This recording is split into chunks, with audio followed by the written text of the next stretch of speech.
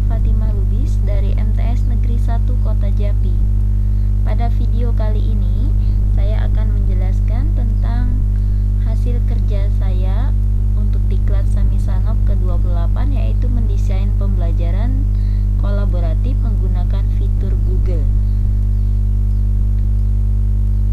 Pada video ini, saya membuat pembelajaran menggunakan Google Dokumen dan Google Slide. Ini adalah tampilan Google Dokumen yang telah saya buat, yaitu saya membuat lembar kerja siswa dengan materi teknologi ramah lingkungan. Pada Google Dokumen ini, di sini saya memberikan petunjuk untuk penggunaan, kemudian tujuan pembelajaran, materinya ada berupa gambar, kemudian diagram atau peta konsep di sini, dan terakhir ada berupa memasukkan tabel. Nah, setelah saya buat, saya berikan ke siswa. Di sini sudah ada beberapa respon dari siswa, yaitu dengan menjawab soal ataupun mengomentari. Di sini ada perhatikan gambar berikut. Di sini saya mengomentarinya, yaitu dengan diskusikan, kemudian dijawab. Ada yang menjawab ya. Kemudian ada apa pendapatmu tentang gambar di atas. Di sini ada tempat menjawabnya. Ada yang menjawab karena tidak merusak lingkungan. Karena di sini adalah kincir angin, itu memanfaatkan angin, tidak menghasilkan limbah. Di sini ada yang komentar karena tidak merusak lingkungan, kemudian karena dia memanfaatkan angin, karena angin adalah sumber daya alam yang dapat diperbaharui, kemudian tidak menghasilkan limbah. Kenapa? Karena teknologi ramah lingkungan tidak menghasilkan limbah. Kemudian menggunakan prinsip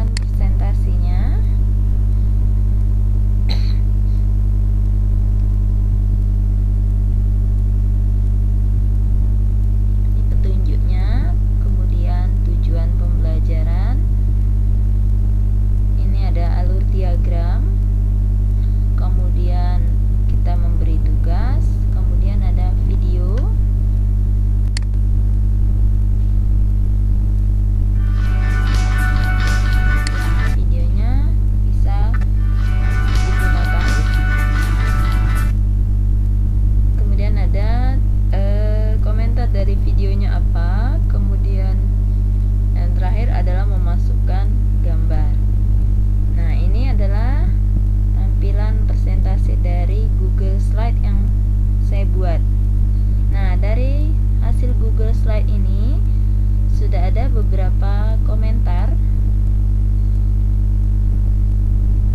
Sini ada pertama saya komentar di mana silakan didiskusikan dan dijawab.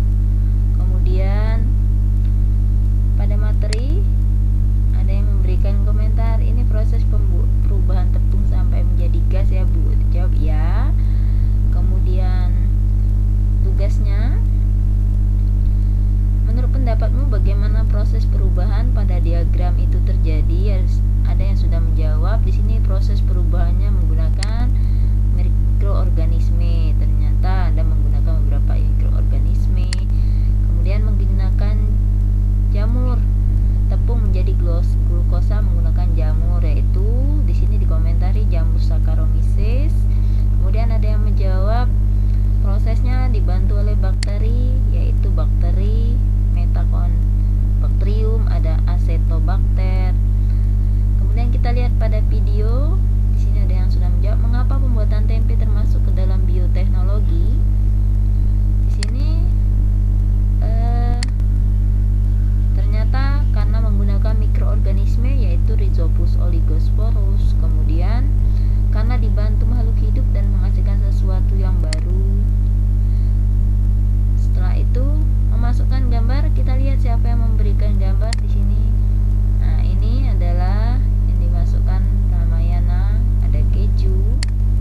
Kemudian setelah dia menjawab, memasukkan gambar, dia komentari ini kecap. Kemudian ini nata de coco dan roti. Dari hasil Google Slide ini, kemudian saya download dan hasilnya berbentuk PPT atau PowerPoint. Nah, ini adalah hasil downloadnya. Sini tampilannya. Di sini bisa dilihat, di sini ada satu komentar. Kemudian pada slide berikutnya, sini ada dua komentar.